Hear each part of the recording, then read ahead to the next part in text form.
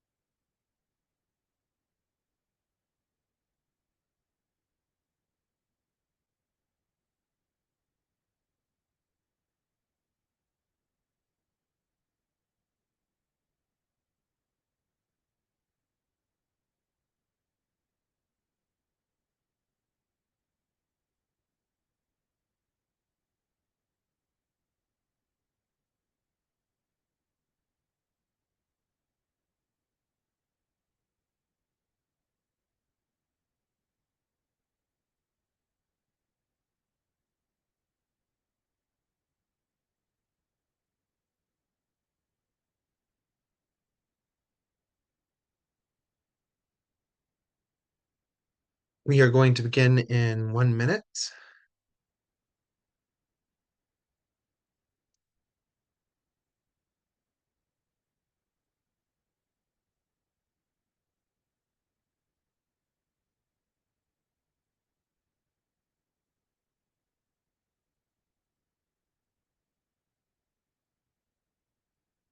All right. Hi. I'm Richard Sassoon, and this is the East Asia series. This is our fourth episode. We're going to cover the second half of the Han Dynasty, primarily the Eastern Han Dynasty, and of course the Shin Dynasty, which separates the Western Han from the Eastern Han. All right. For those of you who are not familiar, these are the rules. This is not an academic presentation. I'm not accredited in history, religion, or any other topics that we are going to be discussing today.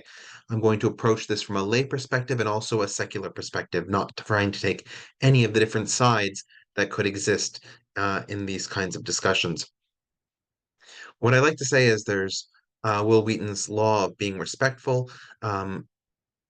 And because, of course, these topics are sensitive, and therefore we want to be respectful of all those different perspectives. That said, we love interactivity, questions, comments, clarifications. Please put those in the chat. I do read the chat and will respond in real time. What I like to say is these presentations are a 101 and a 201. A 101 being that if you don't know anything, don't worry, I'll be sure to catch you up. And a 201 meaning that if you know something already about this period, I'll probably still tell you things you didn't know. I will have a 2 hour hard stop, which means that any slides or any parts of the presentation I don't get to today, that's okay. We'll revisit them when we meet up next time. When I put dates below a person, if they are an officer of some sort, that's their years of service. But if they're a thought leader, it's their dates of life, right? They didn't hold a specific position, and we can talk about which ones are which. Like the other entries in this series and the other series that History Mostly Ancient Discussions does, you can watch this recording later up on our YouTube channel. Please subscribe to our YouTube channel if you want to see updates and see all of the other videos and series that we do, such as my Middle Eastern history series, some of the series on the history of technology, some of the stuff concerning Greco-Roman history, European Union history, and so on. If you want to be part of these Zoom meetings and you want to get those links, please join our meetup group so that way you can be apprised of whenever we are doing a new event and you can therefore be able to show up.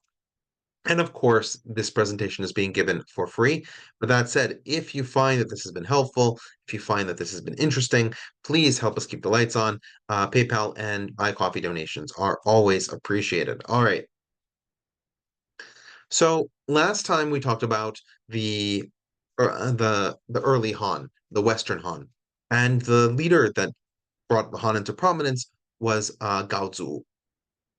And we saw that he had a very auspicious beginning. One of the things that we're going to see repeated in Chinese history is that leaders, especially when trying to create their reputation, will create auspicious signs and rituals.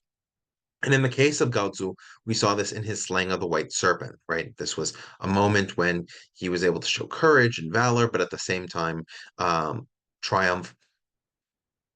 And he was a master in both military tactics and in diplomatic tactics. And in fact, a lot of the different arrangements that we talked about, right?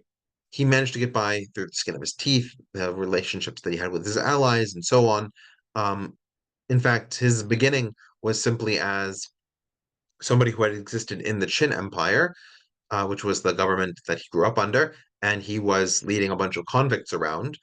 And when one of them escaped, he knew that he would be liable for the death penalty if he continued. So he decided he might as well let them all go. What difference does it make? He's going to die anyway. And he used that as a way to create his first followers, right? Those were people that ended up following him into battle and becoming the base of his Red Army of 3,000. And then we talked about once he um, ascended to power, he had to take out his other rivals. Those other leaders would also led revolts against the Qin, in particular Xiang Yu, with whom he had had a very contentious relationship. And eventually, he was able to defeat Xiang Yu and secure uh, a new type of governance system. And that kind of governance system resulted, at least during his reign, in a divided style of control of the territory. So if we look at the western side of this map here, right, which is from 195 BCE, shortly after uh, Gaozu of Han was able to unite all of the territories.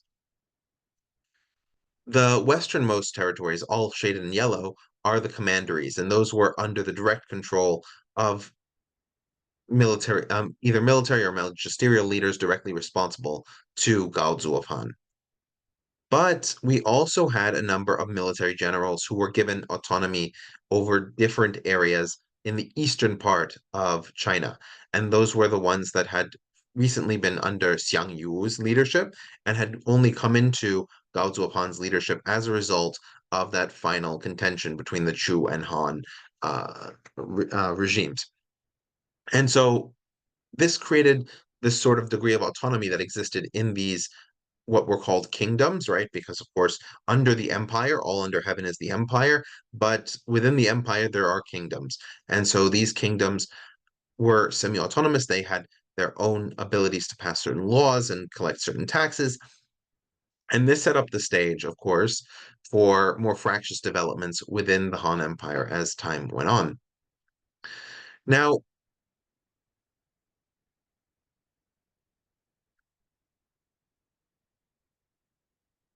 when we talked about Gaozu's administration, there were a few points that we sort of pointed out. The first one, of course, was that we already begin to see a lot of court intrigue.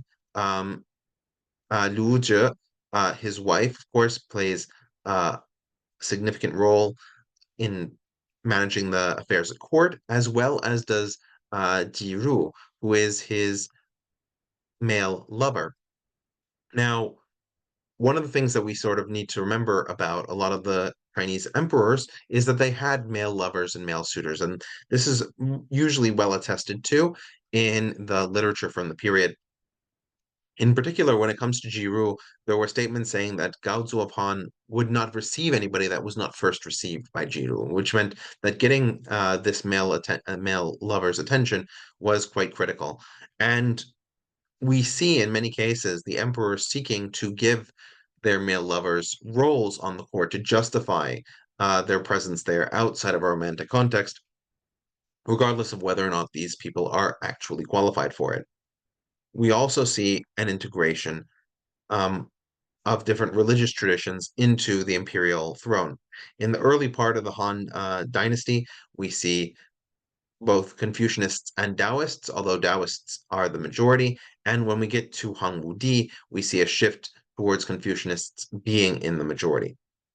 And we also see that there is a recourse to this Confucianist concept of respect for the population, being and benevolence, right, being a symbol of legitimacy. And so when he cuts taxes and reduces corvée labor, this is seen as part of the legitimation of his new empire.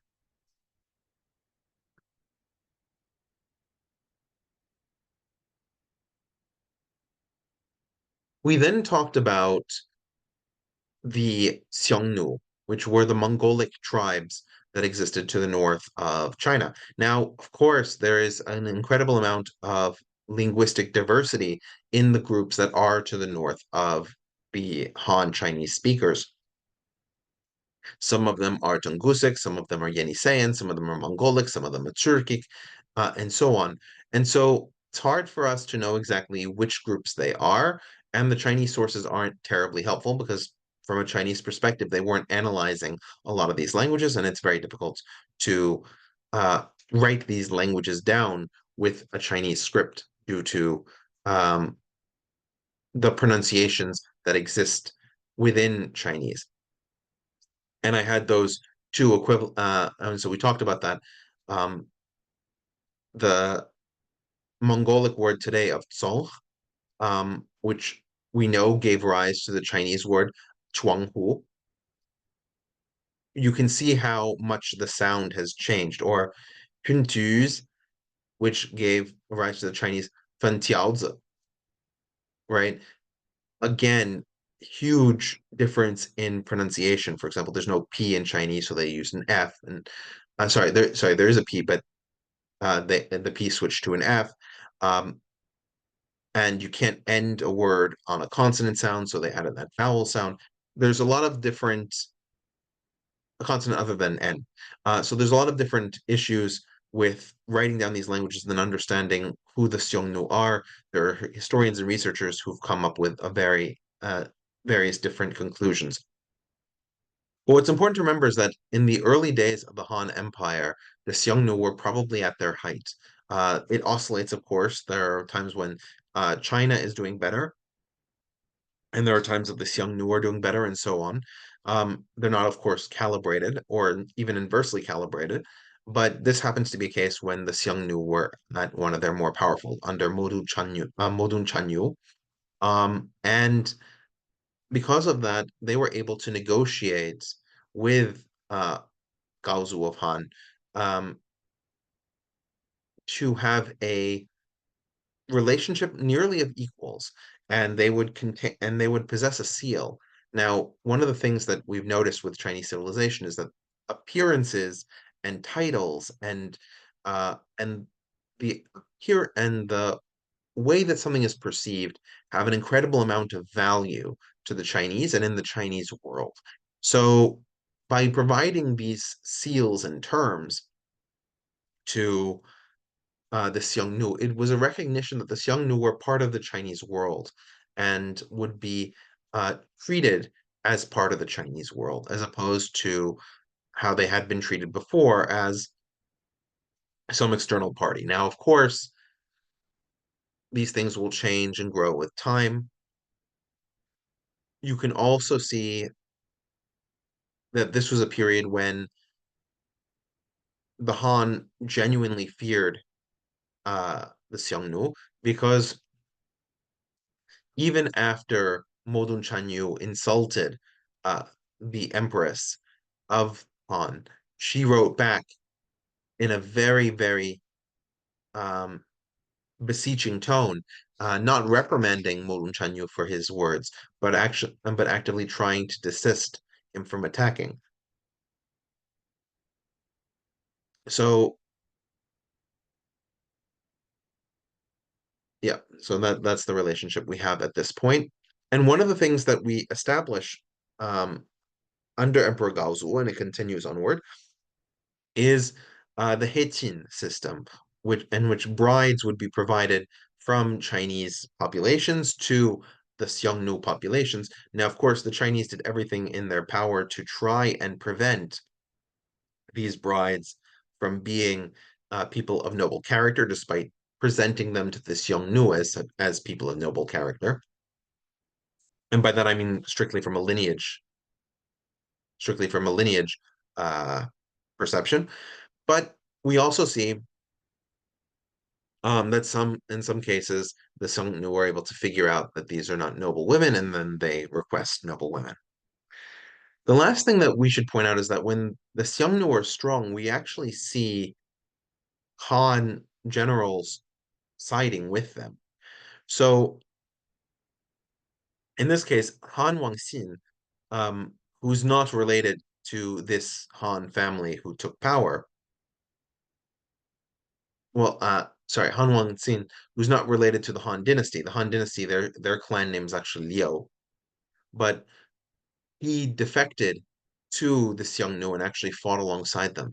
Um, this is often not surprising for those who want to either weaken the power of the dynasty that currently exists, or they get bribed or something similar.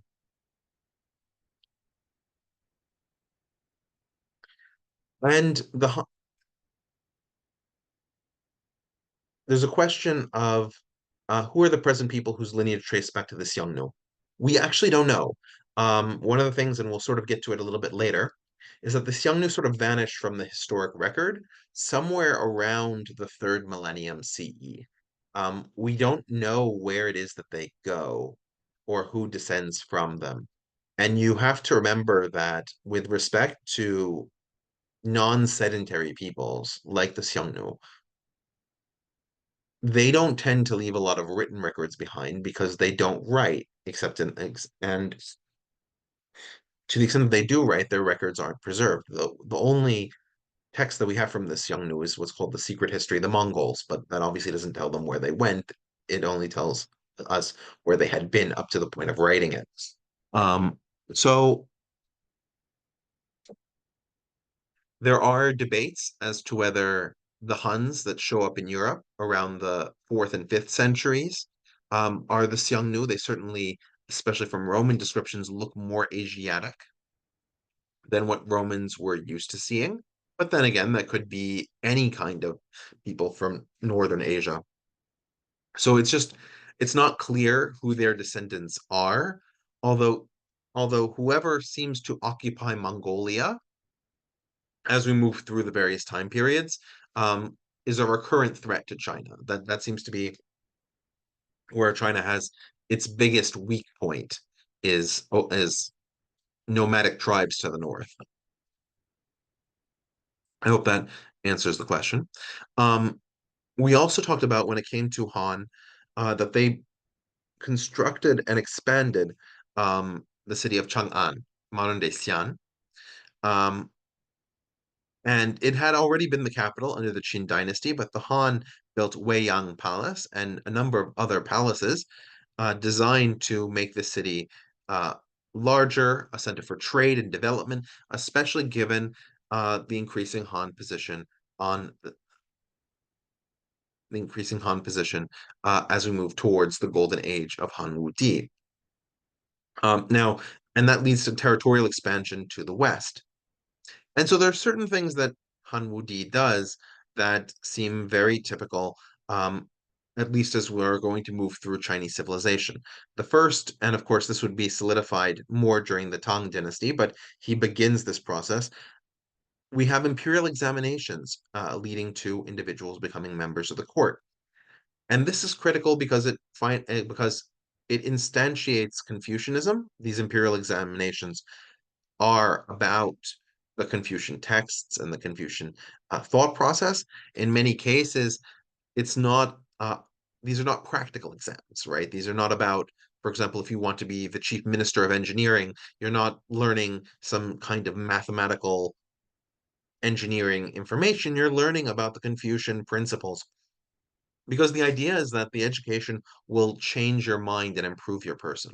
In fact, this is one of the fundamental values of Confucianism that sort of imparts on China is that there's a duty as part of that benevolence of the monarch to improve the mental and social abilities of his population. It's coming from the United States, one of our fundamental premises about government is that government doesn't have a responsibility to the citizen beyond protection, and that it is the citizen's job to develop his mind and his attributes and so on, out of respect for the sovereign. But it's not the sovereign's duty to create that system. China is the opposite. China believes that China, at least starting with these Confucian value sets, begins to hold that it's the government's job to improve the lives of its people. And to that end, we see Wudi creating state monopolies, and the purpose of that was to organize and exploit mass internal resources, like salt, for example.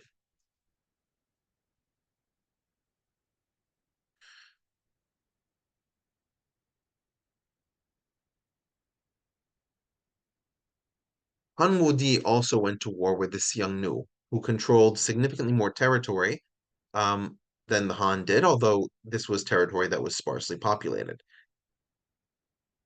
But in order for the Han to be able to access the rest of the world and to be able to trade, dealing with the Xiongnu was important. And we discussed that by and large, Han tactics at this point in time were not effective in terms of preventing the Xiongnu from operating effectively. Probably the most famous case of Xiongnu being able to prevail upon the Han was at the Battle of Mai. And in this battle, we see for the first time in recorded history, it may have occurred before then, but we don't have it recorded, where we have a feint attack. That's an FEINT, a feint attack. So what happens in the attack is that the cavalry is approaching, and they come close to your lines, and then they start retreating. And so your forces give chase, and there's a separation between those of your forces that are faster, such as cavalry, and those of your forces that are slower, such as infantry. And once they've pulled those two apart, then instead of retreating, they form a circle around you and attack your advancing forces, right? And then after they've killed those advanced forces, then they move in to kill the main infantry group. And this happened successfully against the Han forces. And so treaties were negotiated with the Xiongnu. And because those treaties were negotiated, we can begin to see the development of Silk Road pathways, right? The Han dynasty begins to trade with Rome, and they don't ever end up sending an emissary that makes it all the way to Rome in this time period. There is an emissary, for example, that leaves during the time of the Yuan dynasty, which is in the 1200s. Um, and this person makes his way all the way from Beijing to Rome at that point. But in this time, which is about 1,000 years earlier, that just doesn't happen. The guides make it as far as the Persian Gulf, but then they turn back. So what they know about Rome is what they've heard from others. And as I said last time, it's very interesting to hear what the Chinese thought about the Romans. The thing that sticks out to them, of course, is the idea of election or selection in their republic.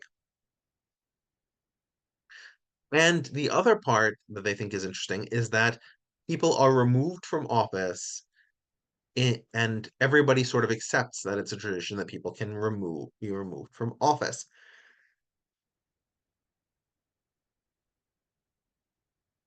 And at a fundamental level,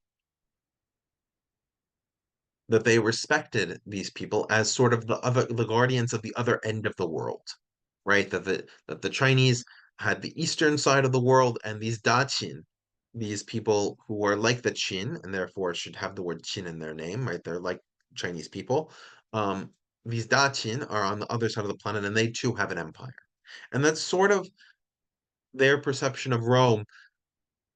It's interesting that they sort of look to those kinds of political ceremonies, right? Because of how important political ceremony is in China, that's how they identify Rome, not by its territory, not by its languages, um, not by its concept of citizenship or anything else.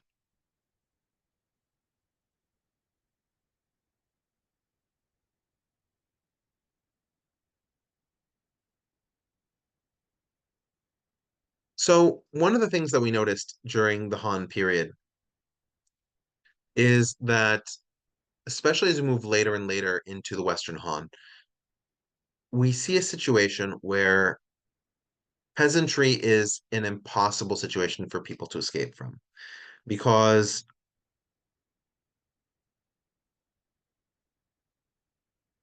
as peasants have more children, their lands do not provide enough to pay the taxes that they're required. And when they can't do that, they have to borrow the money from rich aristocrats.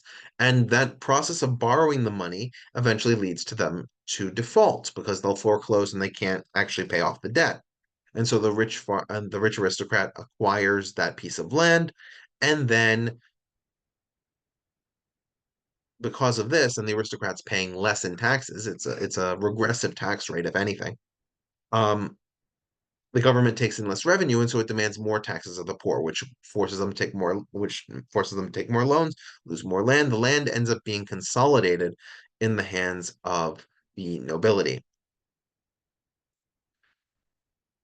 And taxing the nobility is something that wouldn't fly because, as we've pointed out, many of the territories within the Han dynasty have a certain degree of autonomy. And furthermore, um, those people are represented in some way at the courts, right? There's a relationship between the government in Chang'an and the various provincial governors, where the provincial governors are really the arm of the law, and therefore they have the ability to resist if they want to.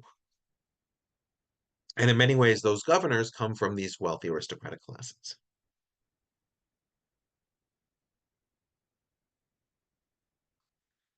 All right. Now, after Wudi, it's not all doom and gloom. There is a period where there is improvement.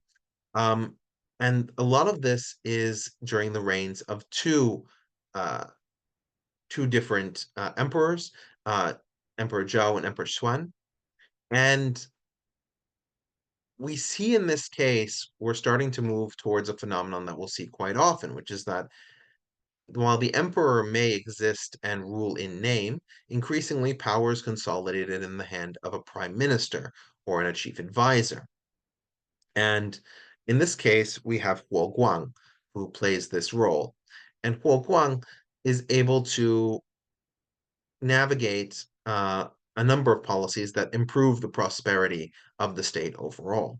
He leads to taxes being cut on most populations, and he leads to a reduce in military expenditure, which, if we remember from the time of Han Wudi, who just directly preceded Huo Guang, we had those wars against the Xiongnu, but not even just wars against the Xiongnu. We also had wars against the Nanyue, the people in the southern part of China who are related to the Vietnamese populations. We had wars of unification as as he's trying to stamp out different kinds of dissent. And so, despite taking the territory of the Nanyue, which was very wealthy in terms of resources and in terms of access to the wider Southeast Asia region, Han Wudi died with a treasury that was nearly empty. And amazingly, by reducing the military expenditure, keeping China focused on internal development, the trade revenue from the territories that were under Han control increased, and therefore uh, he was able to level fewer taxes, and accordingly, uh, improve the lives of many of peasants. Now, eventually, Emperor Xuan uh, felt that Huo Guang was not operating in his best interest, and when Huo Guang died, he ended up exterminating the entire Huo clan. But it's worth pointing out that in many cases, Guang is considered to be one of the few cases where you had somebody running the show for the emperor and not doing it solely for selfish reasons. He was actually trying to improve the state of China. And many other more unscrupulous individuals who would do the same would try to pretend that they were like Guang. Um, and so that has become almost an idiom in Chinese uh, to profess that you were doing all of what looked like self-centered power aggrandizement for others. But there was another reason why Guang was able to cut the military expenditures as much as he was, and that's because he was able to assess the situation going on with the Xiongnu to the north. In particular, he noticed that the Xiongnu were in the middle of a civil war, and different factions were rising up, and those factions were willing to entertain offers from the Han Chinese, especially as it may help them in fighting their rivals. So there were three different Xiongnu claimants, and they controlled different areas and had different clans that were loyal to them. The one that Emperor Xuan had the best uh, relations with was Huhanye Chanyu. Um, so as we remember, Chanyu is their title for king or leader. So um, Huhanye was a person that had actually visited Chang'an, was willing to pay tribute uh, to to the king, but he demanded a bride in return. And this becomes the famous story of Wang Zhaojun, who you can see on the right-hand side. Wang Zhaojun was supposed to have come from a poor family, and therefore, uh, as I said before, when it came to the Heqin brides, uh, the Chinese emperors tried to give away people from non-noble lineage.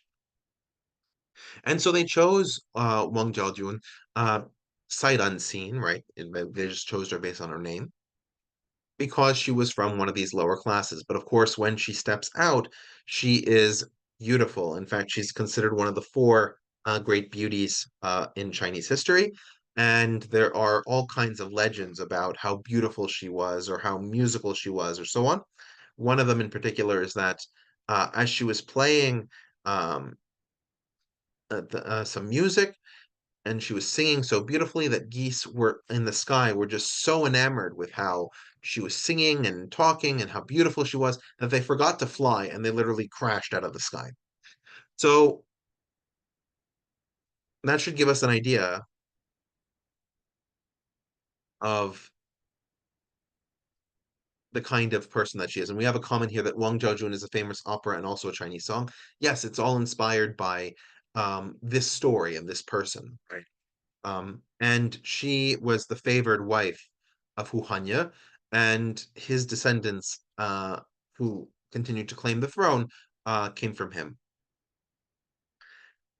And we see, especially from this period onwards, a change in the relationship between the Xiongnu and the Han, where by and large, the Han are now in the more powerful position than the Xiongnu are. Although that won't be consistent, there are some ups and downs here.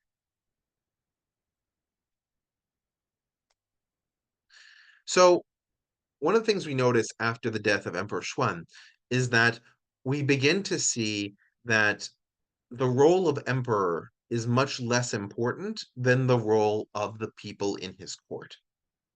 And so we're going to see different members of the court jousting against each other in terms of power, in terms of influence, and using that influence to exert their power, in many cases with against the emperor's will or without considering the emperor's will. And so this is the story, for example, of Wang Zhengjun. Um, Wang Zhengjun was the consort of one of these emperors, and so as wife to one of these emperors, she had an incredible amount of power. One of the things that she exercises as part of that power is to bring her clan, the Wang clan, into more offices and ministries. By the time she's done, um, she's got 7 or 8 different ministries under this cousin or that nephew or what have you. And it's worth pointing out that while she was the consort to one emperor, she was the mother to 2 others. She was a great grandmother to some as well. Sorry, she was grandmother to some as well. And so because she has this continually family relationship, eventually becoming um, the Empress Dowager, right, which is that sort of role of mother to the emperor and so on. She has an incredible amount of leverage at court, and her grandson, Emperor Ai, um, is one of those people over whom she has a certain degree of leverage. But it turns out that Emperor Ai doesn't have just one grandmother; he has two, and so his grandmother on his other side, um, Fu, we don't actually know her given name. Her title was Zhao Yi, which is consort. But Ms. Fu um, was also very persistent about getting her way, and she reached out to Emperor Ai in order to control the court as well. And one of the ways that she wanted to get more and more control was through the use of titles, right? Titles confer on the relationship and the importance of a certain individual, and she wanted that dowager title that Wang Zhengjun had. So the way she went about doing this was to simply ask the emperor for those titles. And the emperor, after thinking about it, consented to give her the title um, Dowager Empress of Dongtiao, which wasn't exactly the title she was looking for, right? She was looking for just the title of uh, Empress Dowager. But because she had that title, she was able to move closer and closer into the inner circle. And she was, of course, assisted in many ways by Emperor Ai's male lover, Dong Xian. So we start seeing this fight emerging between Fu and Dong on one side and the Wang clan on the other side. In particular, Wang Zhengjun, in the year 7 BCE, manages to get her nephew, Wang Mang, promoted to being the chief commander of the armed forces. And so this comes into a head-on collision with Ms. Fu's attempt to become Empress Dowager of Dongtiao. And so Wang Mang, who is an avid studier of Confucian texts, a person who is deeply spiritual, um, and is a person who believes very strongly in the meanings of signs and portents, he sees Miss Fu sitting right next to his aunt, and he gets enraged. And he yells at the emperor for how dare he sit somebody next to his mother who doesn't have a proper title. This is not the way that it should be done. And so in 5 BCE, he is relieved of his position at Ms. Fu's insistence. And he returns back to his home. Um, and despite that, he had lost none of his popularity. In fact, Wang Meng at this time was seen as one of the more honorable members of the court, and he demonstrated this honesty when his son killed a slave. Now, of course, most in China at that time considered slaves to be property, and therefore, if you kill one, it's no different than if you were to kill a dog or a cat, right? Something that's not desirable, but at the same time not really punishable. Of course, in modern America, we have punishments for that. But that's a more recent tradition, right? But Wang Mang considered the slaves to be human, and so he actually had his son put to death because he murdered his slave. And that created an incredible amount of support for him among especially the poorer classes, who saw him as somebody who put the values of respect for other people and respect for life above his family relationships. And so Wang Meng began to be more and more desirable. And after Emperor Ai died, Wang Meng, sorry, after Miss Fu died, Wang Zhengjun was able to retake the wheel of the ship and put Emperor Ai back in his place. And she ended up taking more power. She was able to uh, force Dongxian to commit suicide and bring Wang Meng back in 1 BCE to his role as head of the army. So at this point, Wang Meng decides that it's really not going to be the case that there it's really not going to be the case that there are going to be effective emperors anymore. And so it's his duty as a Confucian scholar to begin to grab the reins of power increasingly. But in order to do this, as a spiritual person, he believes that it's necessary to demonstrate that there are prophecies and portents that show that he is going to do this.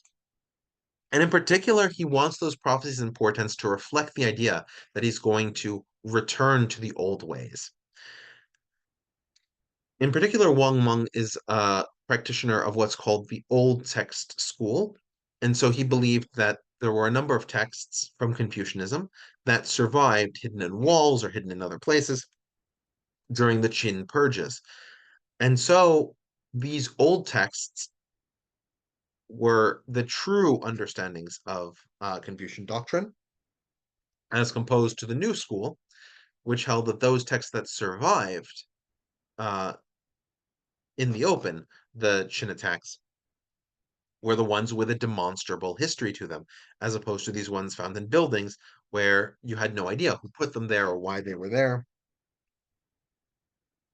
But because he was one of these old school Confucians, he believed in returning to what was effectively the pre-Qin times, right? The times when Confucius was writing in the late Zhou Empire.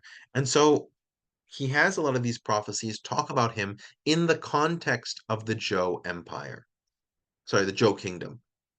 So one of the prophecies that he has collected about himself is that in fact he is the return of the King Cheng of Zhou, right? In order to inspire people to become increasingly loyal to him and to understand better his program. And part of that program is that he will increasingly get more and more power away from the emperors.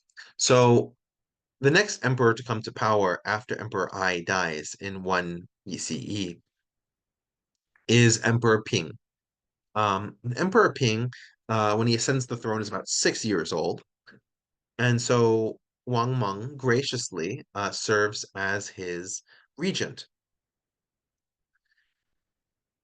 And of course, in order to make sure that his education goes smoothly and that he exercises his office fairly without the meddling of his consort's family, the Weis, he prevents Ping from having contact with his family, even after his family does everything in its power to demonstrate that they don't want to oppose Wang Meng or his edicts.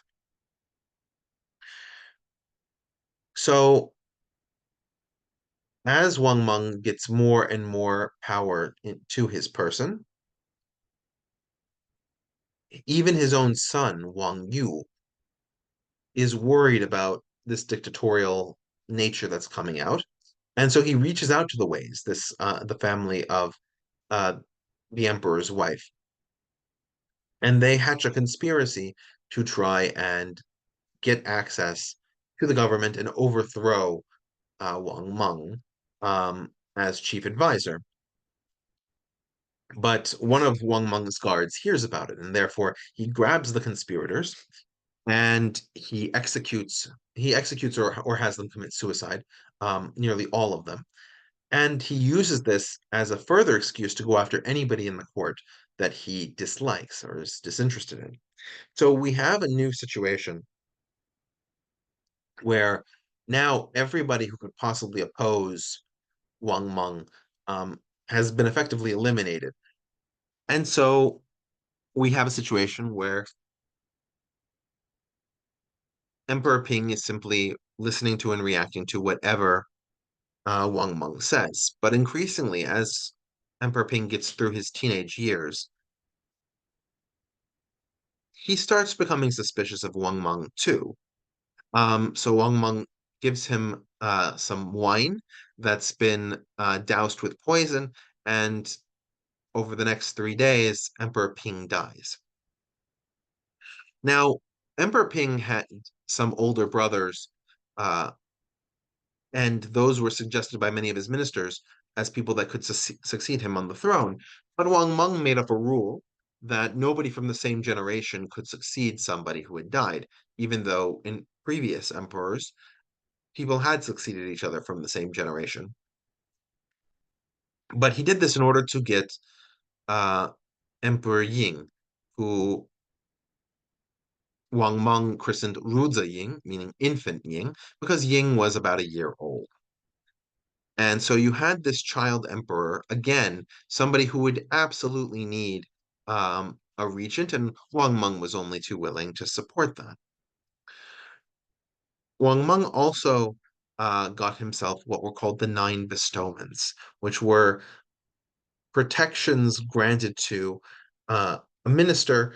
And these protections were not originally associated with what they came to be associated with, which is the idea of usurpation. But but Wang Meng was the first person to receive these bestowments, the like a red door to demonstrate his uniqueness and so on.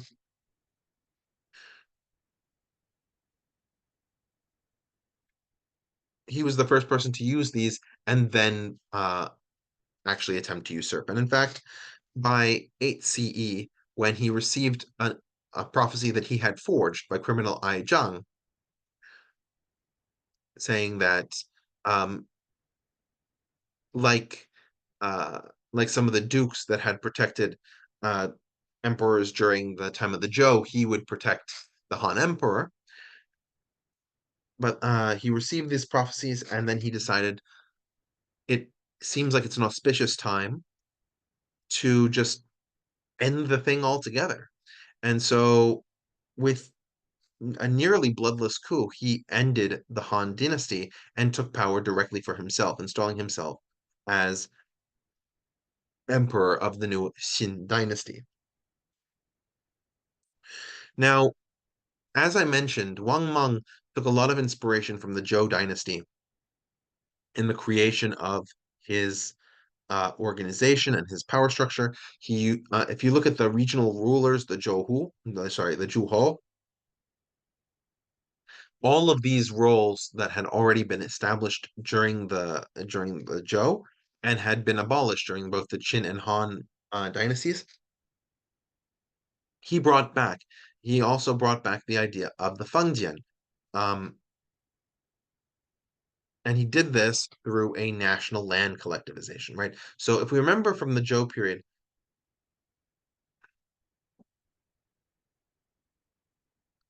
the Fengjian was a division of land that would exist for both people and the nobility as well.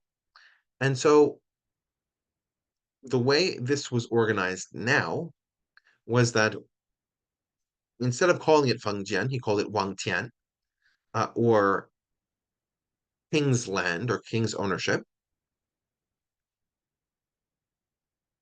He basically said that any person who owned more than a certain amount of land would have to give that land up to the state. And in fact, private ownership of land was abolished. Each person would be given a certain amount of territory in order to control.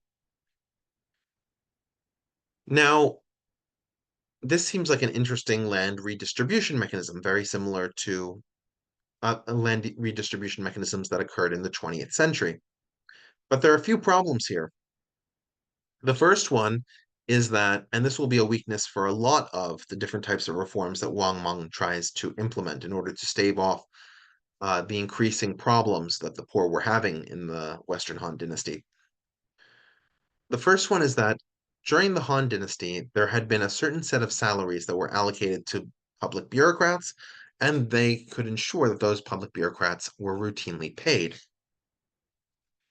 But Wang Mang didn't like this system, didn't like the way it was organized, and didn't like how it was set. So he recalibrated the system. And it took 3 years for those salaries to be set. And even after they were set, they were primarily based on um, on measures like the wealth and prosperity of a certain region, which was a very fungible number. So most scholars seem to agree that throughout the Qin dynasty, most bureaucrats did not receive a consistent, if any, of a salary, which meant that those who did not like their land being collectivized found other ways to prevent that, namely bribery and corruption. And because corruption had already seeped through the ranks of much of the bureaucracy already, this just intensified things. And the leaders at a local level had no interest in disinheriting people who would pay them money to protect them. And because Wang Mang um, gutted a significant number of the public offices that would maintain the relationships between the local officials and the ones in Chang'an, there was an incredible difficulty of enforcement. Another major issue is that he tried to rebuild the currency. And the way he did this was through the creation of new coins. But in a lot of cases, the people didn't respect the value of the coins. They didn't feel like the coins had any worth to them. Um, and so what ends up happening is that he has to try and take other coins out of circulation. And in fact, the reason that people stopped trusting the coins that he produced is that each coin, when he would take it back, he would shave stuff off of it to put it back in circulation so he could make more coins. So you had massive inflation and you had lower quality metal anyway. So you have a situation where people are not trusting the current currency. And so what ends up happening is a massive black market using Han coins. By the way, these are all coins from the Qin dynasty. But all so people were using Han coins and buying and selling stuff in a way totally untraceable now by the government because the people didn't trust the currency system. There were more uh, things that Wang Mang tried to implement. And these two go together, the idea of monopolies and the State Economic Adjustment Agency.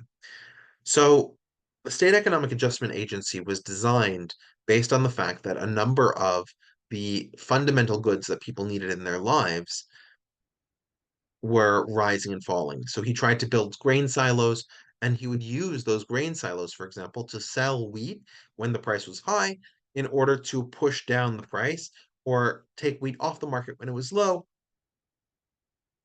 in order to keep the price stable. And there were 10 of these offices set up throughout the major cities of China in order to try and keep the prices fixed.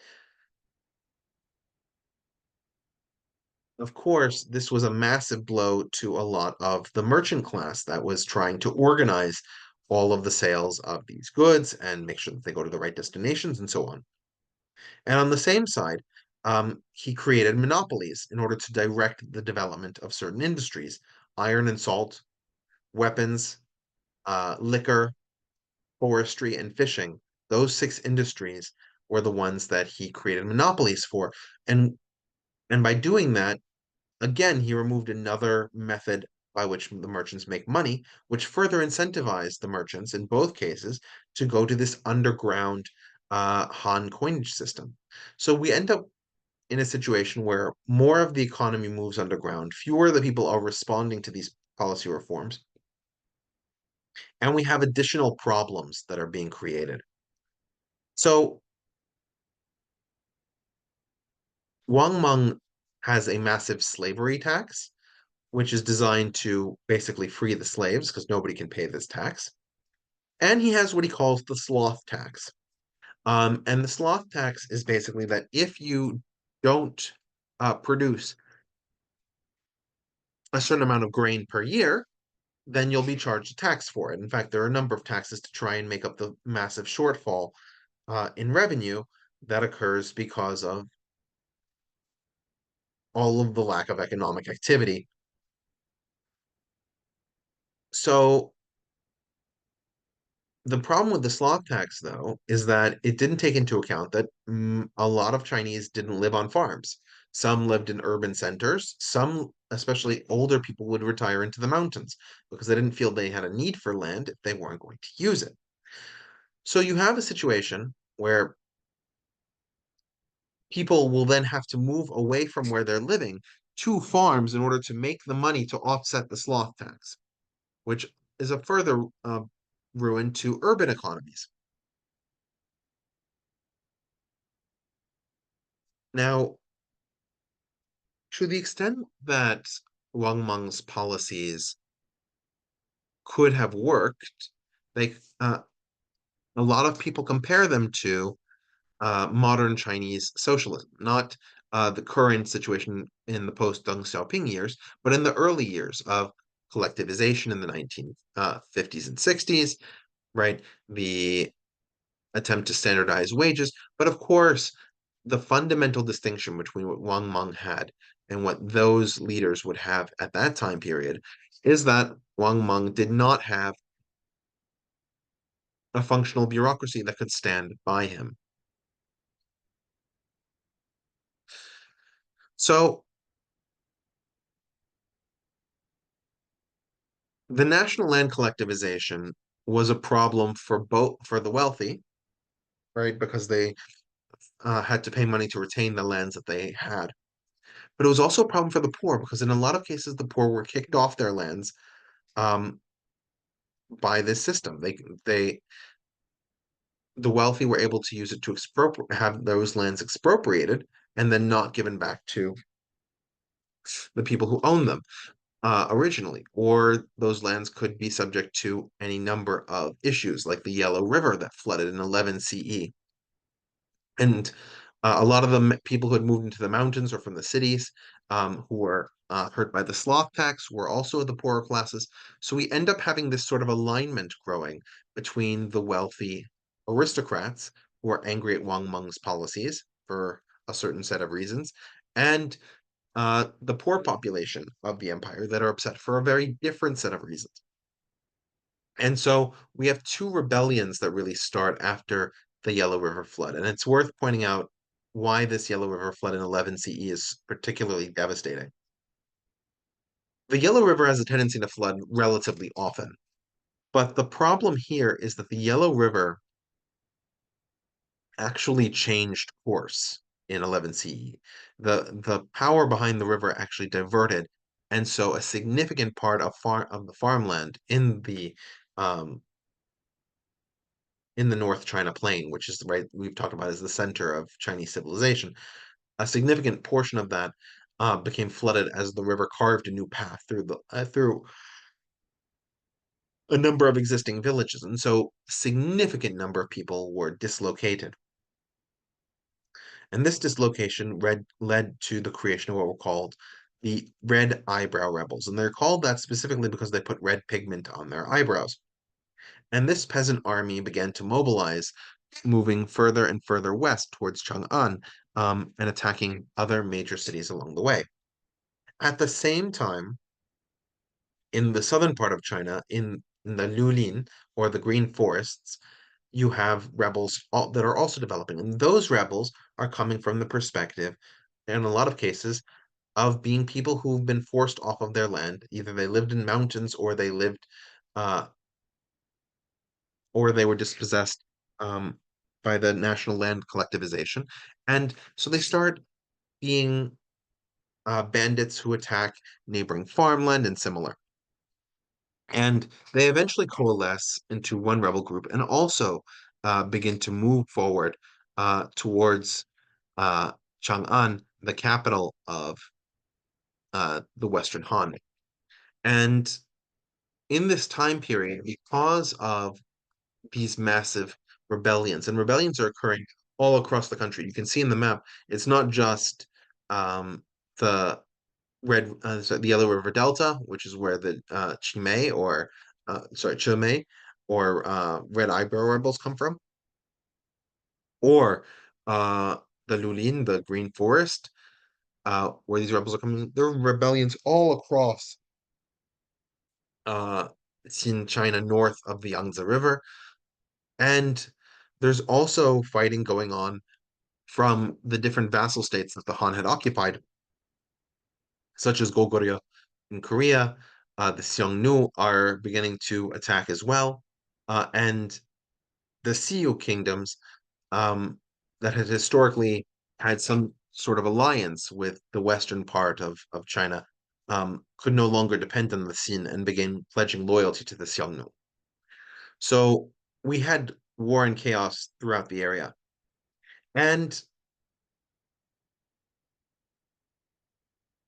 people began wishing that the Han would reassert power. It had been only a few years since Wang Meng had taken power, um, but in that time, the economy had been devastated so significantly and people's lives changed so fundamentally that they wanted a return. And also, being from the Han lineage granted a certain degree of legitimacy. And so the Green Forest rebels uh, rallied behind one particular man who would take the title of the Gengshi Emperor. Um, Now, the Gengshi Emperor came into power primarily through the Green Forest rebels taking of Chang'an, and when they took Chang'an in 23 CE, they killed Wang Meng in his palace. So that was the end of the uh,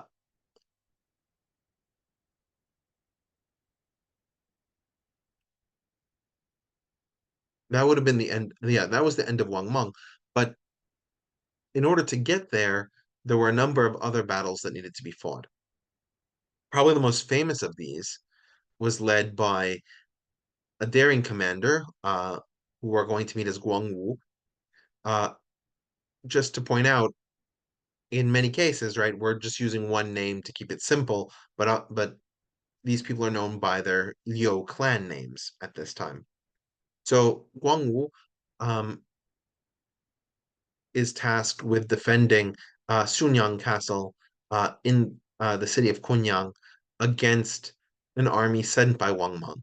Now, according to the Han sources, the size of the army that Wang Meng assembled was 420 or 430,000 against the less than 10,000 soldiers that Guang Wu had under his command. Now, those numbers are deemed by most historians to be wildly exaggerated in order to boast the feats of Guangwu in defeating them. But it's believed by many historians that the numbers were at least 60 to 70,000. So there was a decided advantage um, in the Xin army, the army loyal to Wang Meng.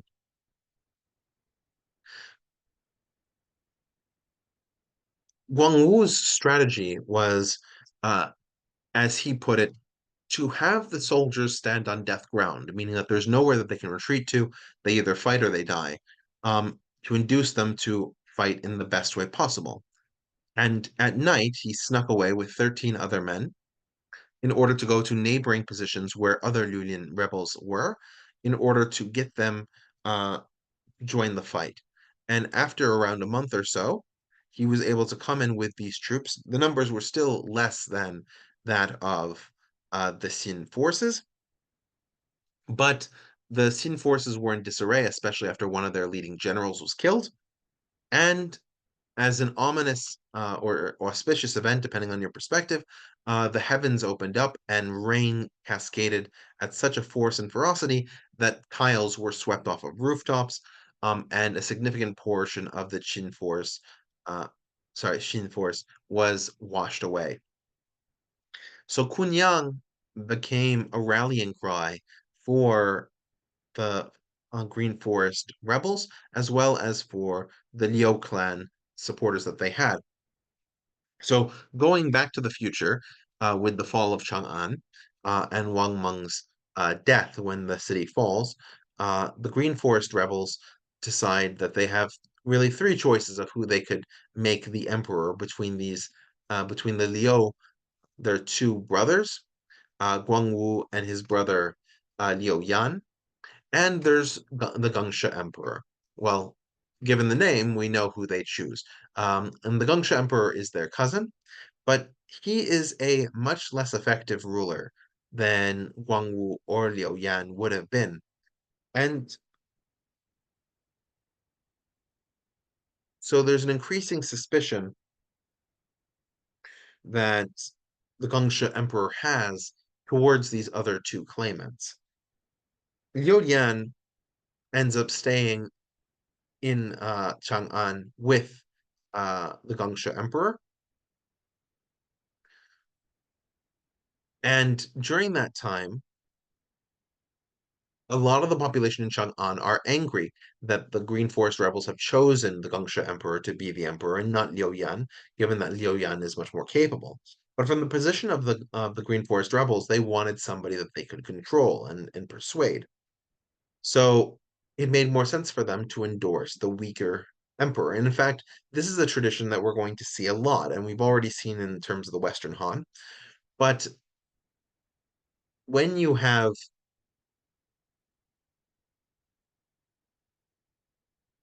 the desire from the court to control to control policy, they do so by promoting a weak emperor, and that weak emperor can effectively be manipulated.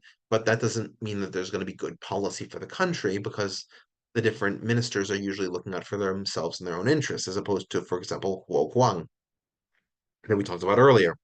So you have Liu Yan in the Gangsha emperor's court, at the court of his cousin, and as more and more people rally to say that Liu Yan should have been the emperor, the Gangsha emperor becomes more and more paranoid about him.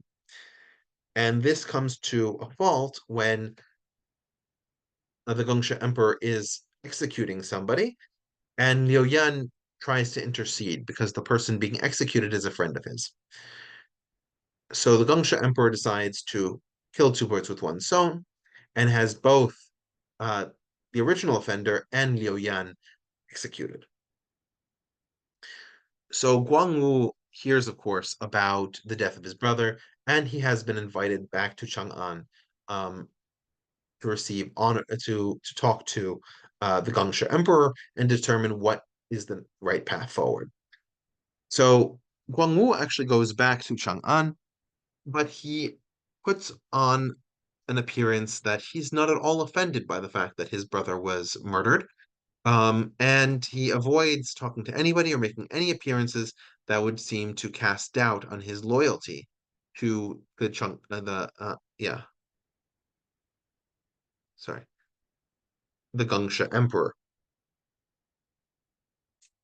In return, he's awarded the office of um, chief military leader, and he is sent to uh, deal with the forces north of the Yellow River. Those forces have generally been resistant to aligning with the new Han government based in Chang'an. So Guangwu begins to move in those northern spaces and tries to uh, familiarize himself with the local population and to gain noble support. While he's doing this, however, a um, there's another claimant named Wang Lang, and Wang Lang is a person that claims to have secret Han ancestry, and he promotes this around, which leads to a large and effective rebellion in the northern regions. And it takes Guangwu a year of fomenting alliances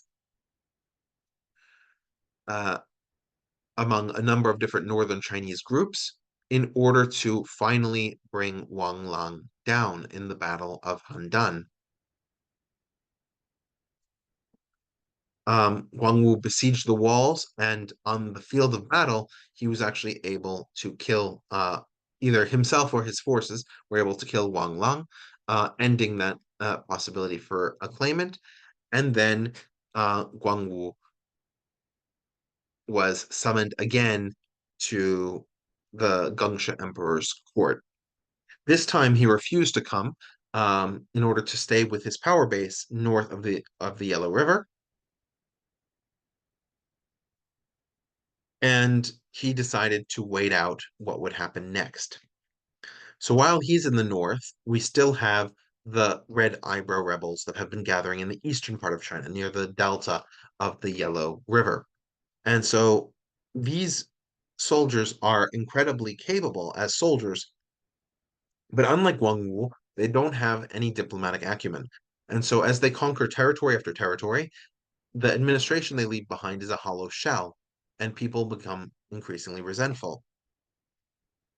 But the Red Eyebrows are angry with Gongshi and the Green Forest rebels, and so the two of them have a massive military confrontation outside of the city of Chang'an. Both of the forces are significantly weakened, but the Red Eyebrows are the dominant victors, and the Gangsha Emperor is removed. This makes Guangwu now the only legitimate um, Liu clan heir that's still in the fighting. And he begins to bring his forces to bear down on the Red Eyebrows. Um, Using unique military strategies, he's able to get them to surrender. And they're surprised that once they surrender, they're actually allowed to return to their homes. This is a peasant revolt, right? And for 2 years, China has been controlled by a peasant revolt. That's the Green Forest. In the western part and in the eastern part, it's the Red Eyebrows. But now they're under the power of a new a new Han emperor once again. And Guangwu decides to establish his capital in Luoyang this time to avoid any of the power bases that came out of the city of Chang'an. And that's why, since Luoyang is further east than Chang'an, that it's called the Eastern Han. So now as he becomes the actual emperor that's recognized throughout China and begins to unify territories, he makes a number of interesting decisions that, at least for the next few decades, managed to preserve, the next few decades after he dies, managed to preserve the growth and stability of the new Han Empire. The first one is that he seems to have learned two major lessons from the Western Han, which is that if somebody is promoted to court, they can't have a massive money interest. And if somebody should not be promoted to the court, give them a massive money interest so that way they'll step away. And so of the numerous generals he had in his war against uh, the Xin and against the Red Eyebrow rebels and Wang Lang and all of them, he only gave three of them ministerial appointments. The rest of them he enteoffed, which is to say that he gave them large sections of land and titles with no um, political power in order to satiate them, but to keep them out of the government. And so the government would be reserved for those who could be properly educated. And we'll get to that in a bit. The other thing he seemed to have learned is that you keep the family away from the politics. So the members of his consort's family were not allowed to be involved in politics, and he managed it as a long-term policy that by and large, his family would not have influence. But his family would not have influence.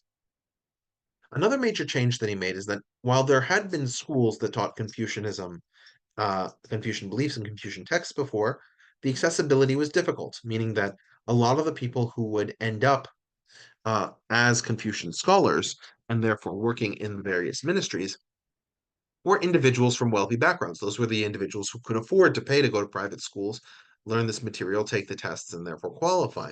And so, while it was a meritocracy that was open to everybody in theory, from a practical perspective, it really wasn't. What Guangwu did by creating state-funded schools is he made it much more accessible for middle class and poorer individuals to take the test. Not to say that a significant number passed, right? It was still very difficult. Um,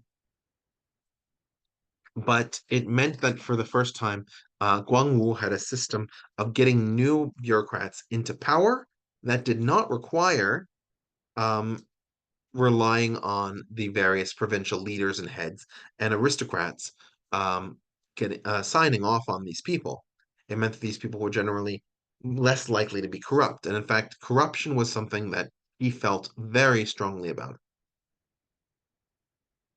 While with respect to most laws, he tended to keep them lenient. In fact, there were a number of court officials who wondered why it was that Guangwu didn't institute the more um, strict laws that had existed during the Western Han period. But with respect to corruption, the penalty was death. And in fact, he executed a Confucian scholar, Oshi, um, who was a very high-ranking Confucian scholar. In fact, by the time of his execution, I believe he was the prime minister. And so numerous Confucians put themselves saying, you know, kill me instead of him. He's an honorable person. Why would you do this? And Emperor Guangwu demonstrated that in that scholar's earlier life, he had been corrupt, he had taken bribes, and he just wouldn't allow it. And so he executed that scholar. In fact, there's a famous puppet play about the entire phenomenon where at the end of the play, the strings that connect that puppet's head to the marionette operator are cut, so that way his head bows down, a symbol of his being executed. The fact that the laws were made more lenient and that taxes were generally cut meant that the poor population was able to recover and was able to get their lands back. Guangwu instituted a number of policies regarding the positive treatment of servants and did a proper abolition of slavery, which had been reinstituted under the Gangsha Emperor. From an economic perspective, the restoration that Emperor Guangwu did had a much more profound effect because of the technological developments that occurred during his reign. Probably the most famous of these was iron smelting. And the creation of cast iron, as we talked about last time, led to massive boons in agriculture. Chinese soil is rocky in a lot of places, and so using a cast iron plow allows you to actually remove the small rocks that may exist in the land and better uh, sow seeds and farm it and so on. It also made for more effective weapons and better defense. Also, by ending all of the state monopolies that have been created during the Xin period, the merchant class was able to build up again, and production uh, production also increased. Now, we're going to talk about this more when we get to early Vietnam, but it's worth pointing out that it wasn't all smiles for uh, Emperor Guangwu. In particular, he had an issue in the Red River Delta, which is the part of northern Vietnam that was under Chinese control at this time. So, as the from the perspective of the Chinese, these were the Yue tribes, and there were numerous different Yue tribes. but they were in the process of Sinicization, right? They were becoming more and more Chinese. They were adopting more of Chinese religion, more of Chinese culture, and so on. And to understand what happened in Vietnam during the uh, during the government of Emperor Guangwu, we need to go back a little bit in time. When these territories were conquered, in many cases, the Chinese would put a governor over the territory, and there would be some settlers, of course, but the majority of the population would be local, and so they reached out to the local people, the Lac Viet. And the Lac Viet nobility, at least those that the Chinese recognized, were mostly male, and but they were acceptable um, intermediaries for the Han. And so in the early years of the conquest of this territory, during the Qin Empire, for example, which would have been about 200 years earlier than now, the Latviyats retained most of their unique culture and language and so on. But as the Sinicization became more consistent, especially during the reconquest of Hanwudi, um, we begin to see the Latviat nobility take on more and more Confucian customs in line with Sinicization. But the general population was more averse to this, and they were averse to this primarily because Confucian values tended to have a relationship prescribed between men and women. And among the Latviat, there was a view that although men and women had different tasks, their roles were as equals, and a man and a woman could do more or less the same thing. So we begin to see this sort of cultural clash between the population of Vietnam and the uh, Chinese ruling class. And this comes to a head when Emperor Guangwu appoints a person whose name in Chinese is Su Ding and whose name in Vietnamese is To Dinh. Um, this person, I'm going to use his Chinese name because he was a Chinese person. Um, Su Ding uh, came to power in Vietnam, and when he came into power, he felt that the salary that was being given to him as a result of Emperor Guangwu's slashing of ministerial salaries in many cases in order to lower taxes was insufficient. And so he demanded increased bribes and tribute from the Lac Viet population. The Viet population was thoroughly enraged by this, and so they had a meeting. Um, at that meeting was Trung Trác and her husband, and this meeting was discovered by Su Ding and his forces, and they were killed. So, but the thing is that while Chung Chak's husband was killed, she was not, because of course, from the Confucian perspective, she was a woman. What problem could she be?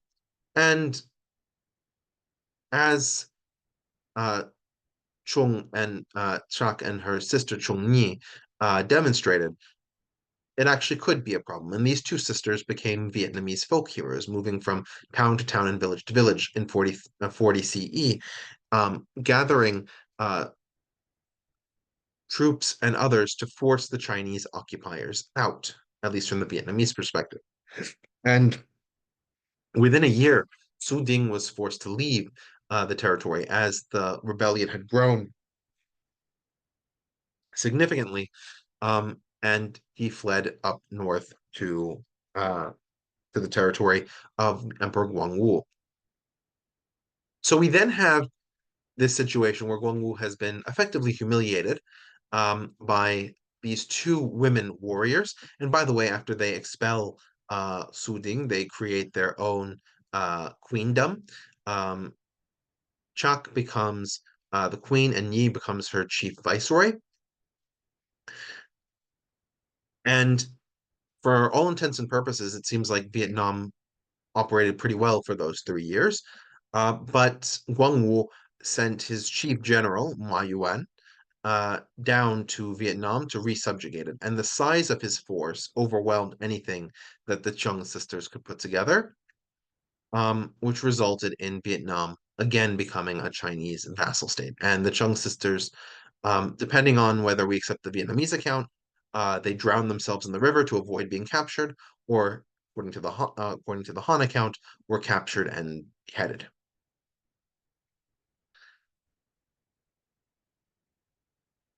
So after Emperor Guangwu, as we get towards uh, the middle of the sorry, yeah, as we get towards the end of the first century, we have expansion, especially under the later Ming period and the Zhang period, into the western regions that had previously been under uh, the Han protection. In fact, during Huang Wu's period, the western regions um, requested assistance from Huang Wu against the Yarkand, which was another Central European state. And Guangwu actually refused because he felt like he didn't have the military power to send there, especially dealing with Vietnam.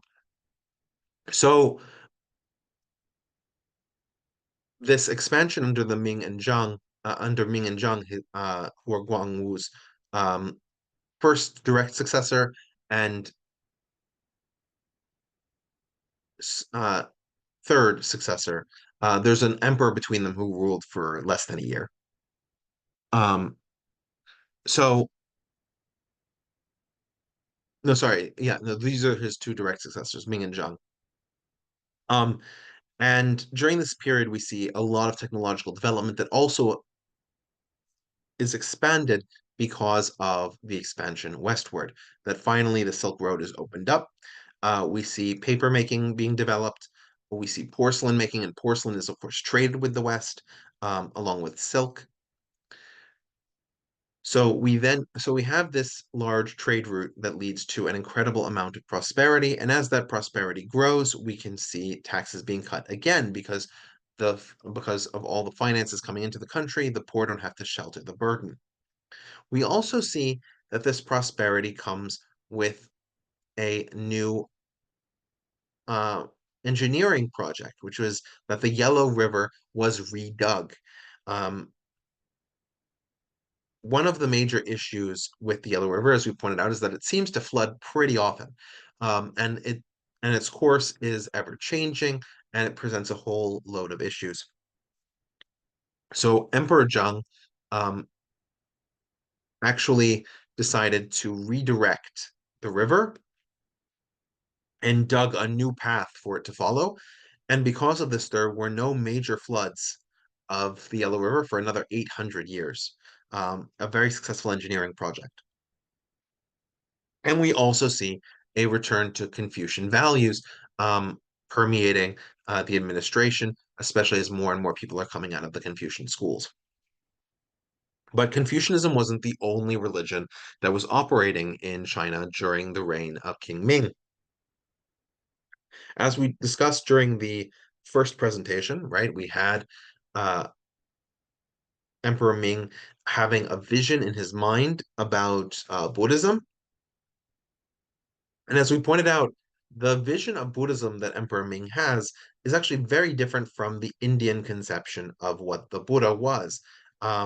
Right? He has this conception of the Buddha as a god that that he flies in the air, that his body has the brilliance of the sun, and so on. These are fundamentally non Buddhist characteristics outside of China, right? If you talk to Indian Buddhists at this time, they would have been surprised by this description. And but there's one thing that they would have understood, which is that the Chinese expression is that the Buddha achieved the Tao, right? He found out the way things were, which Buddhists would say is true, that the Buddha did discover enlightenment, that he discovered the natural state of the world is unsatisfactory, and that the problem is that people dwell on this unsatisfactoriness. If you release the attachment, if you are free of that problem, then you can achieve enlightenment, which is the Tao, right? You understand the way the world works. So, in some ways, the Chinese were able to grasp Buddhism directly in their own conceptual lens, and in other ways, they sculpted Buddhism to be a Chinese religion. And as we discussed during the opening presentation, right, just because Buddhism arrives in China, in fact, the first White Horse Temple was built by Emperor Ming in Luoyang, right, the new capital city. But Buddhist texts come in throughout the first, second, and third centuries into China in this journey from India through Central Asia to arrive in the Chinese Empire, um, into the Eastern Han Empire. And we have a slow inculcation of Buddhism into the governing apparatus of China. And it's really the only foreign religion that has taken this kind of hold in China, um, barring the 20th century.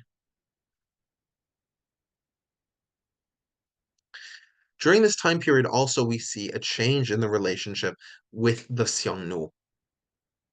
And this relationship comes about as there are internal conflicts between the Xiongnu. And so it becomes the policy of the Eastern Han court to reach out to any of the Xiongnu that are willing to have a deal uh, with the Han civilization. One of the more famous ones of these are the Southern Xiongnu, who are willing to pay tribute. After a while, the Xianbei also pay a certain amount of tribute, and so because of this, those tribes are generally accepted. And in fact, they're even brought within the Chinese cultural sphere. This is something that later becomes a problem when as we move towards the collapse of the Eastern Han. But at this point, they become sort of the barbarian protectors or the cooked barbarians against the other barbarians.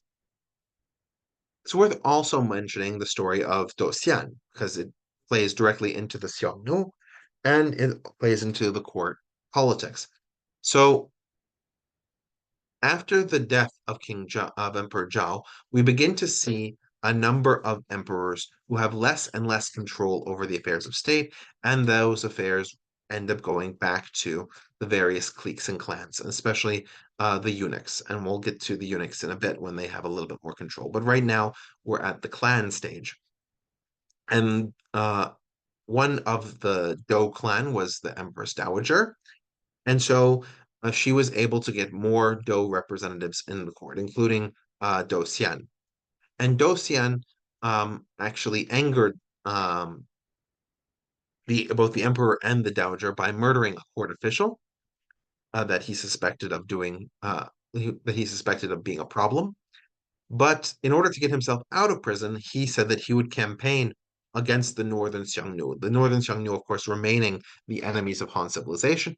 And in the year and in the year 89, he gathers a force of, he's allowed to leave prison as long as he achieves this mission. So he gathers an Han army and he marches against the Northern Xiongnu and defeats them decisively in 89 and again in 91 and 92. And so with such a powerful power base, he tries to actually overtake the empire. He does not. The Dou clan is exiled um, and executed.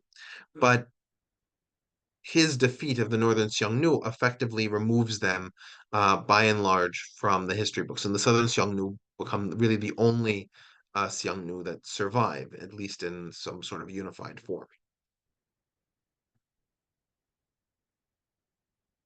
So let's now talk about the end of the Han. So we mentioned during the reign of Emperor He that you had Dosian, and so you had all this clan intrigue going on, and that sort of marginalized him. And we see that increasing as we move throughout the later Han years. In particular, we see the rise of the eunuchs.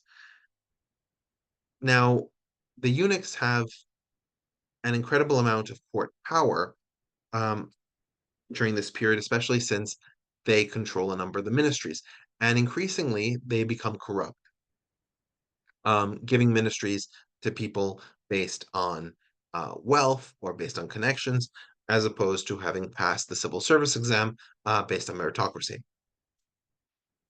And they become very wealthy selling offices um, and trying to prevent the rise of Confucian scholarship that could disagree with them. So during the reign of Emperor Ling from 168 to 189 and his predecessor, they would actually go to the different Confucian schools and round people up, um, remove people from the schools, anything to prevent these people from, especially if they had opinions opposing the eunuchs, from having their way. And so we end up with a situation where more and more offices are being sold, more and more people are being illegitimate, and this is causing a number of downstream problems within the empire, primarily a failure to resolve any sort of natural disaster distress, and there were quite a few natural disasters. There were the Yellow River flooded throughout the 170s on several occasions. Um, these were not abnormal floods, but they required the government to intervene, and the government didn't. There was a massive locust infestation. I believe there were also earthquakes. So it was getting to the point where the failure of the government to act was seen itself as a symbol that the mandate of heaven was slipping from the Han dynasty. And one of the major catalysts of this was in Liang province. In Liang province, there was a minority called the Qiang. Now, the Qiang had historically lived further east of where they were living now. They're at the western edge of the Han Empire. But they had been moved from their territory with payment by Emperor Guangwu as part of an expansion, sorry, by Wang Mang as part of an expansion project that he was doing at Lake Qinghai. But this population was now restive. It didn't have enough food to feed itself, and it was increasingly taxed in order to support the eunuchs and the government overhead, and so they revolted. And it was a massive revolt, but would be completely outclassed by another revolt, which is the Yellow Turbans. So you had this man, Zhang Jiao, who you can see on the lower right-hand side, who was a Taoist. And he was a Taoist that believed in magical medicines and cure-alls, and he began to create a network in various different cities of his special faith-based healing religion. Now, because of its religious nature, a lot of the different security apparatuses didn't take it seriously until it had spread too far and the people actually rose up. And they rose up for a variety of reasons, both the lack of support in natural disasters, high levels of taxation, the corrupt nature of the government. All of these major issues created a massive peasant rebellion. And so the Yellow Turban Rebellion wasn't even put down entirely for a whole of 20 years. But because it affected so much of the country and so much of the country's wealth had been gutted by uh, the corruption in the central government, Emperor Ling and his successor turned towards warlords in the various regions, the various governors who had also been able to hoard money um, because they were under less and less scrutiny from the central government, those warlords to put down the Yellow Turban Revolt. And while they were successful in doing that, they suddenly decided they didn't feel like returning power to the emperors anymore. Cao Cao, in particular, was serving at the pleasure of the Han emperors until his successor, Cao Ping, decided to actually dethrone the Han and begin what's been called uh, the Three Kingdoms period, a period that has been romanticized in Chinese literature and which we'll discuss next time we meet. There's one other, so it's worth pointing out that this resulted in the massive division of China into over 17 different states. Now, sorry, yeah, in over 17 different states, but they would coalesce into these three kingdoms rather quickly. Now, one of the things that we didn't get to touch on was sort of the cultural roles of women. And we discussed this a little bit when it came to the story of the story of the Chung sisters in Vietnam, but but we never ever made it explicit. So I'd like to do that. So you have traditional Han roles for women. In the Confucian idea, women should stay in the home and they should be subservient to men. We talked about, for example, the relationship between the husband and the wife is one of the five cardinal relationships. And so there is a duty that the wife has to her husband, and there is an implicit duty that she has to her sons as well. And so there was also very little value placed in society on the work that women did in the home. So you end up in a situation where women, generally speaking, are not valued for what they're contributing, despite the fact that they are socially obligated to contribute it. That's not to say there weren't women with power, right? That we've seen the Empress's Dowager and the kind of influence that they can wield in court. Like we talked about Miss Fu, we talked about uh, Wang Wang Zhenjian. Um, we also see that when Buddhism becomes more prominent, you have female Buddhist nuns. Um, you have certain medicinal practitioners and shop managers, and to a lesser extent, you have women writers as well. But by and large, most women during the ancient period um, are inside of the house and sort of not seen and not heard. But then we have this sort of weird example of Ban Zhao. Now, her father, Ban Biao, um, was writing the history of the former Han dynasty um, in the uh, in the mid second century, and she uh, and her brother uh, helped him finish that book after he died. And so she's a very famous writer in her own right, and she wrote other books like Lessons for Women. And of course, the irony of Ban Zhao's book is that her book urged women to obey the traditional role that women had been ascribed. But the traditional role the women had been ascribed was to not be operating outside of the house. And being a writer was absolutely in violation of that. So you have this weird contradiction that she creates where she talks about being industrious in the home, being a good, honorable Confucian woman, but at the same time, she's deliberately violating that example. And while we talk about writers, I wanted to also mention Sima Tian, who, like Ban Biao, composed a history of the Han state and the states that preceded it. Both Ban Biao and Sima Tian also wrote extensively on the relationships with the Mongols. And Ban Biao, on his mother's side, has Xiongnu heritage. So that may have contributed to his understanding.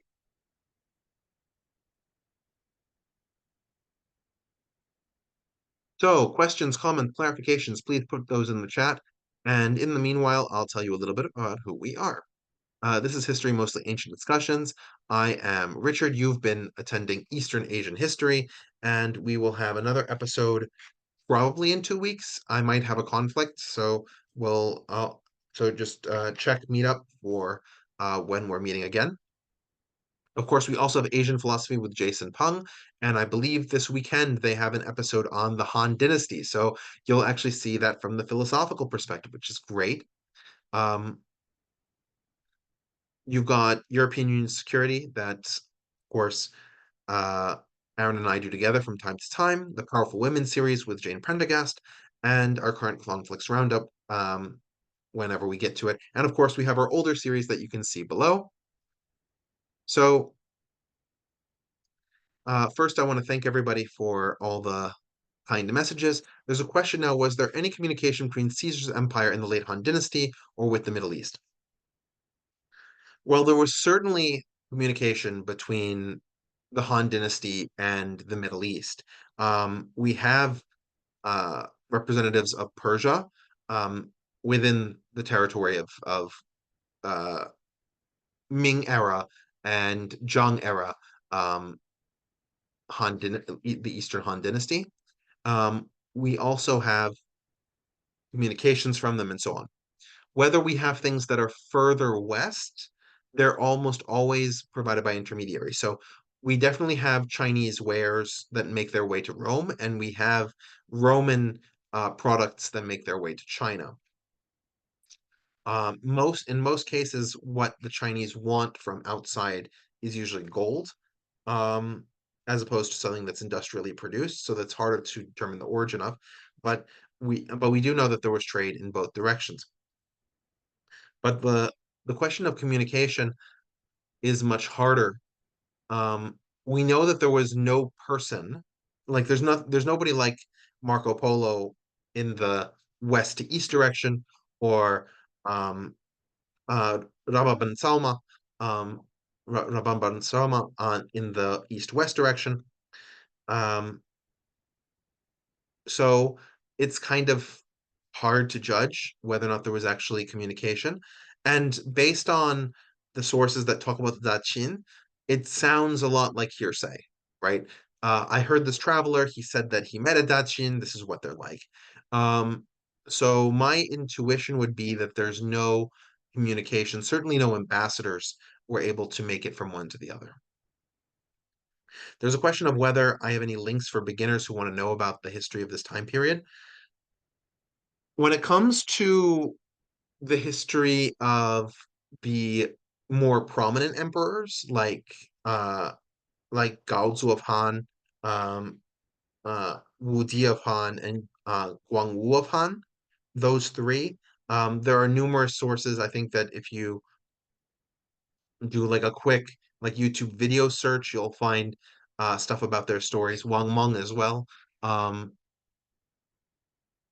if you're trying to look at these sort of more obscure emperors like Emperor Ai or Emperor Ling that we sort of talked about, there really aren't beginner materials for them because they tend not to be as stressed. I find that the story of China that I wanted to tell required talking about weaker emperors as well, right? Because the court politics and policies are an essential part of understanding the way that China works politically, in a way that it's perhaps less important in other countries.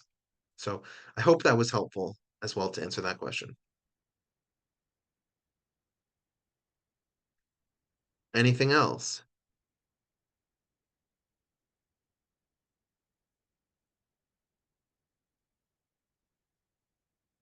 All right, then. You've been a fantastic audience. Thank you so much uh, for your time, and I'll see you soon. All right.